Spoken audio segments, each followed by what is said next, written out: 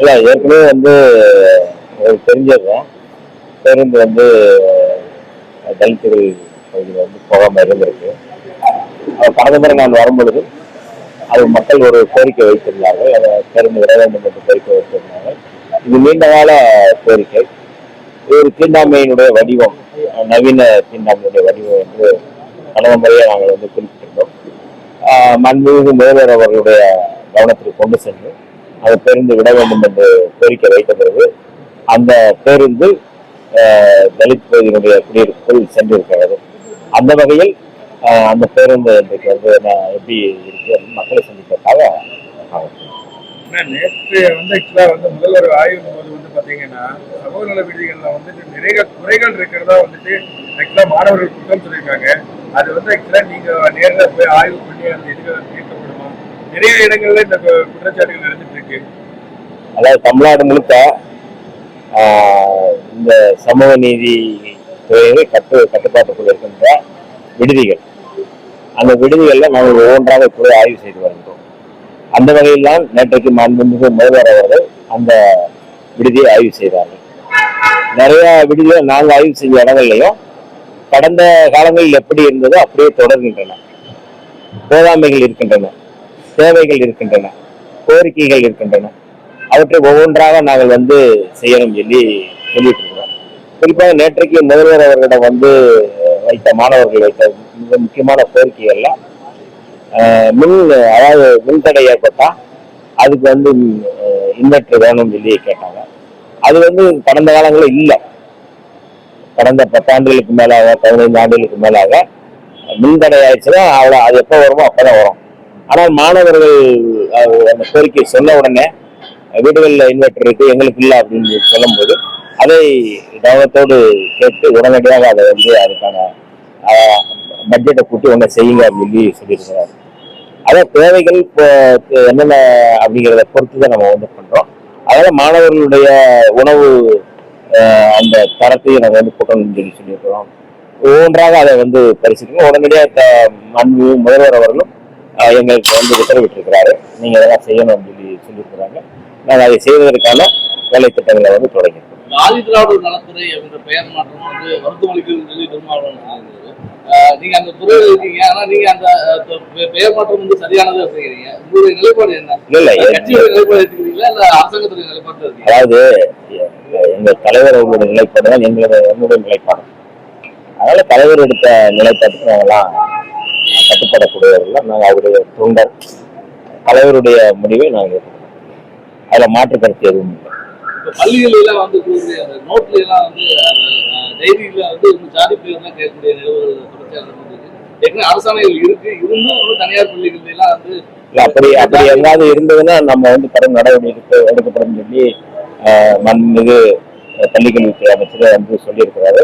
அதுதான் எல்லா துறைகளுக்கும் அதுதான் பொருந்தும். புதிதாக இல்லை, எதுவுமே சாதி தொடர்பான அணுகுமுறையோ அந்த பாதுகாப்பு இருக்கக்கூடாது.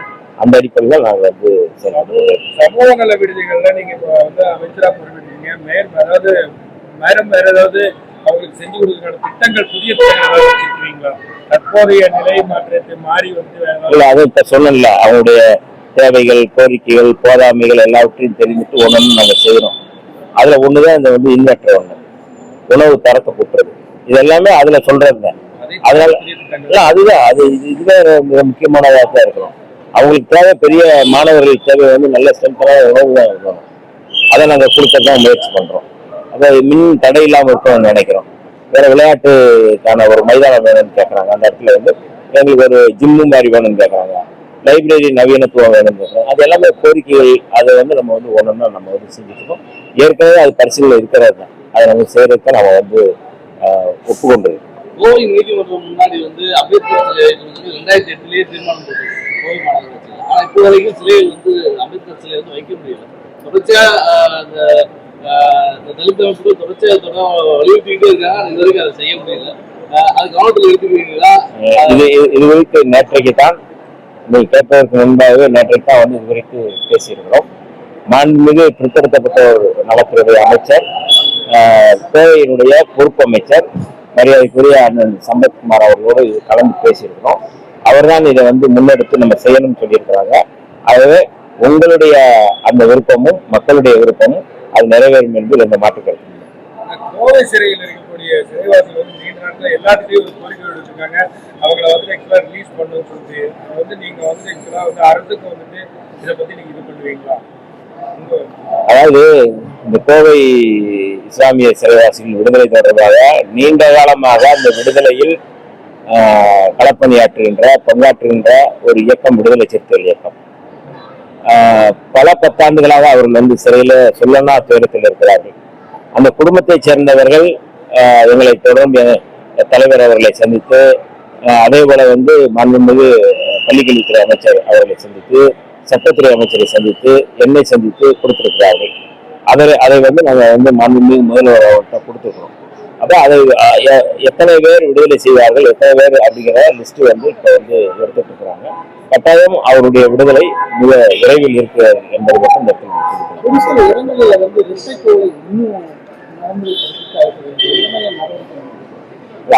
அது வந்து நேரடியாக எங்களுக்கு கவனத்தில் வர்றதை தாண்டி வந்து விடுதலை சிறுத்தைகள் மற்ற திராவிட இயக்கங்கள்லாம் அதில் வந்து போராட்டங்களை முன்னெடுத்துட்டு இருக்கிறாங்க.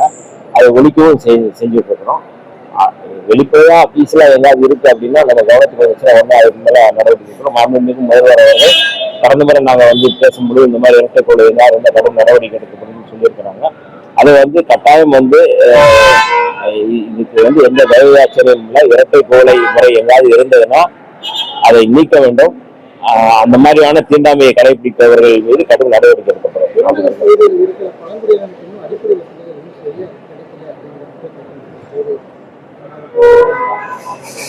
இப்பதான் சமீபத்துலதான் நான் வந்து இந்த ஒவ்வொரு மலைப்பகுதியா நாங்கள் போயிட்டு இருக்கோம். பழங்குடி மக்களுடைய வாழ்வாதார பிரச்சனை, அவர்களுடைய தேவைகள், அவர்களுடைய கோரிக்கைகள் எல்லாவற்றையும் கேட்டிருந்து ஒவ்வொரு மலைப்பகுதியா போயிருக்கோம். இப்போ வந்து நாங்கள் வந்து கல்லூராயல் மலைக்கு போயிருந்தோம். அதற்கு முன்பு வந்து ஈரோட்டில் இருக்கிற காளி திம்பம் போயிருந்தோம். ஒன்றாக நாங்கள் வந்து கேட்டிருந்து, அதாவது இதுவரை எந்த அமைச்சரும் வந்து இந்த மாதிரியான மலைப்பகுதியில் அதை போக முடியாத மலைக்கு போனதில்லை. நாங்கள் போய் அதிகாரிகளோட போய் ஆட்சியரோட போய் அதை வந்து அவருடைய பிரச்சனை என்னன்னு கேட்டுட்டு இருக்கோம். சாலைகள் இல்லை அப்படிங்கிறத நம்ம வந்து அதை வந்து அவர்களுக்கு ஒரு சிறப்பு கவனம், ஸ்பெஷல் கேர் எடுக்கக்கூடிய ஒரு அரசாக நம்முடைய அரசு இருக்கு அப்படிங்கிறத வந்து நமக்கு புரிஞ்சிருக்கிறாங்க. கட்டாயம் அதை வந்து நாங்கள் நிறைவேற்றுவோம். தொடர்ச்சியா அரசு தொடர்பான அரசு மீது பல்வேறு ஆக்கப்பூர்வமான விமர்சனங்களை முன் வச்சிருக்காங்க. ஆனா வைகோ வந்து அந்த மாதிரி விமர்சனத்துக்கு ஏன் அப்படின்னு ஒரு காட்டமா உபதேசத்துக்கு பேச சொல்லாம காட்டமா வந்து விமர்சிச்சிருக்காரு. ஏற்கனவே வந்து கிளையே இல்லாத கட்சிக்கு 8 தொகுதி கொடுத்தாங்க அப்படின்னு சொல்லி அப்பயும் விமர்சிச்சிருக்காரு. தொடர்ச்சியா விடுதலை சிறுத்தைகளால வைகோக்கு என்ன கோவம்? தொடர்ச்சியா பேசிட்டே இருக்கு. அண்ணன் வைகோ அவர்களை நாங்கள் எப்போதும் நேசிக்கக்கூடியவர்கள். அவர் எந்த விமர்சனமும் எவ்வளவு அவதூறு பரப்பினாலும் அவர் எப்போதும் நேசிப்பவர்கள் விடுதலை சிறுத்தைகள் என்பதை அவர் புரிந்து கொள்வார்.